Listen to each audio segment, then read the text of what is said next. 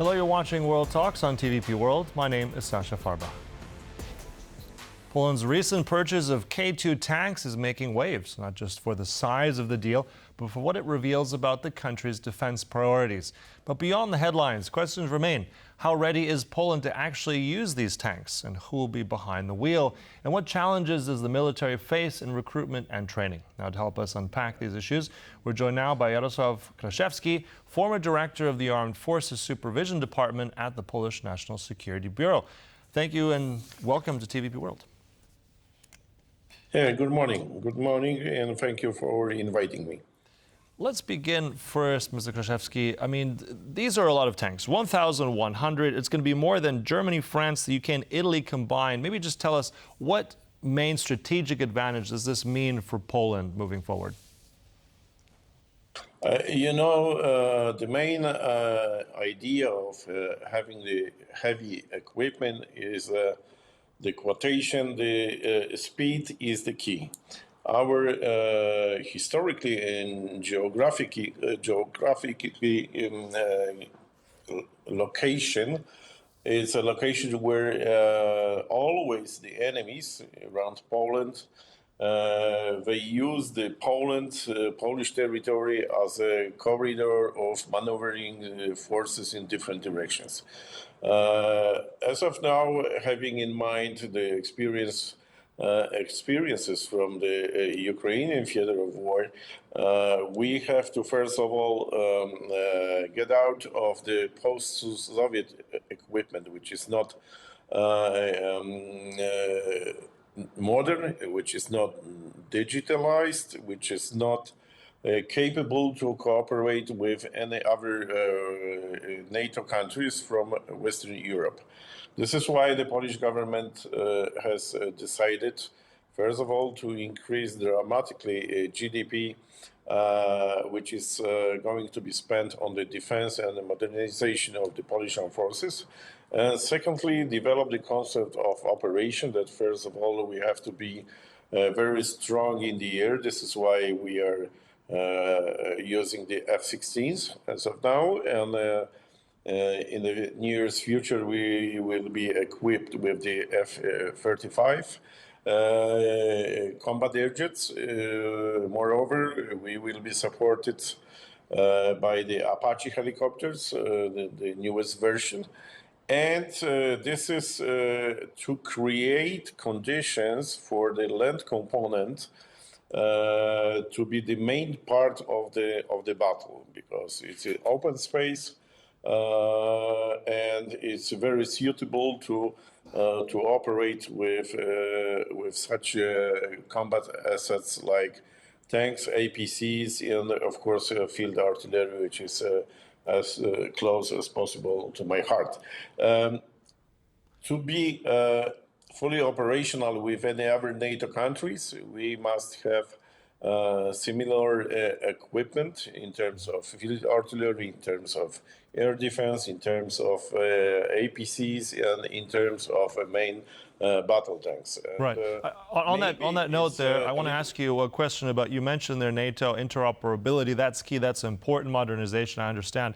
Now, we also have other tanks within the Polish Armed Forces. We have also Leopard tanks as well, with the Abrams tanks, also from the Americans. So how do these K2 tanks compare with that? Are they on the same level? I mean, South Korea is not a NATO country, but are the standards easy enough to integrate with other things that Poland needs? Exactly, you're right. It's if we compare the chassis, if we compare the engines, automatic transmission, suspension, and the barrel system, ammunition system, it's everything about the NATO standards.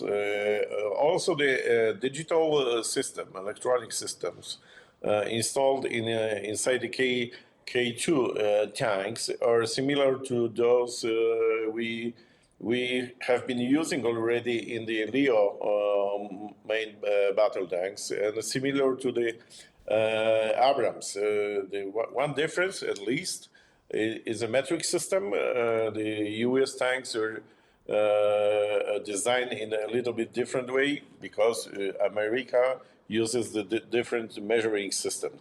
It's a bit complicated for the logisticians. They have to organize or they have to reorganize the maintenance and the services operations in such a way that they are, the logisticians, they are capable to operate in terms of Abrams and other things. Unfortunately, again, in Poland, we are using at least 4 different tanks. In my opinion, as of now, 5, and we have to reduce it to the 3 systems. The Abrams, Leo, and K2.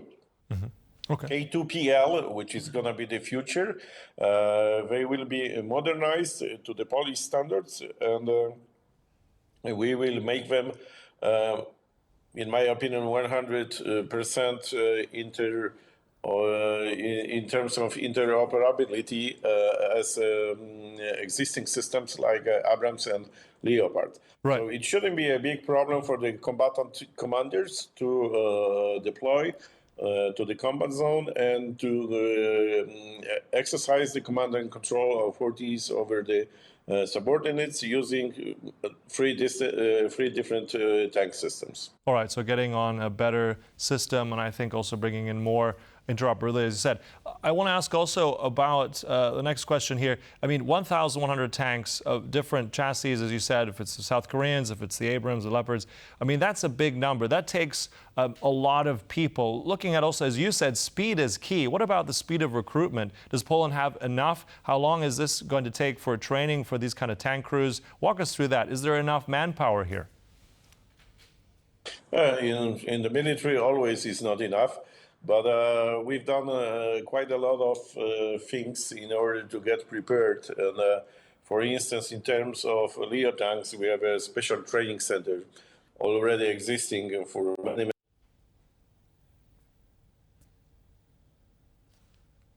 All right, we were talking there about the deal at the moment. More tanks for Poland, 1,100, with our guest here, Mr. Jarosław Kraszewski. Who is just having a little bit of a technical issue, but at the same time, really interesting information as Poland continues its modernization drive. Mr. Kraszewski, can you hear me? Yes, I can.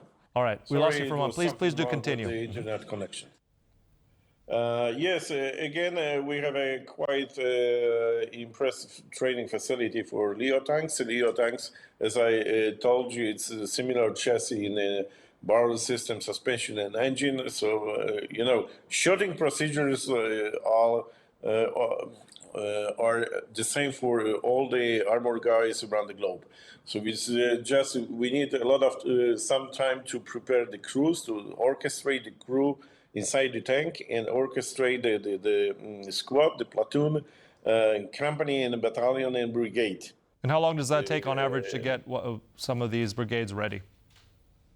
Normally in the normal procedures, the brigade should be ready after 1.5 years. The division is ready after 2 years. So we are doing so. We use the procedure, train the trainers. So I will give you the example. Our Leopard crews. There is in Europe a special competition. All the users of Leopard tanks, they get together in different countries every year, and they do the different things in order to compete who is the best one.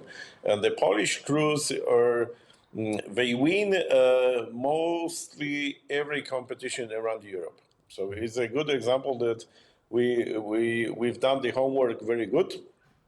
And the same is right now happening with the K2 tanks, and even with the K9, because K9 howitzers are similar to the Krab system. So it shouldn't be a big problem for Poland and Polish armed forces to, first of all, to have a sufficient number of the trainers and specific training centers. Of course, we have to build up simulation centers equipped with the constructive simulation devices and with the other devices which help to synchronize, to train the crews, not using the real equipment, not losing the ammunition, not going to be deployed at the training facility. First of all, based on the American examples, we have to go to the sim center to spend a lot of time in the sim center because it saves money. It saves a lot of money. And once we get the certificate that we are qualified to go to the on that note, you said there, go. Mr. Kraszewski, synchronicity, I think that's key. That's where we'll have to leave it, of more a fleet of tanks, 1,100, as Poland modernizes and becomes very much that shield for the rest of Europe. We'll close it there. Thank you so much. Really interesting comments there. Jarosław Kraszewski, appreciate your time. Thank you so much. Goodbye. And thank you for watching. It concludes World Talks here on TVP World, but much more coming up, so stay tuned. Goodbye.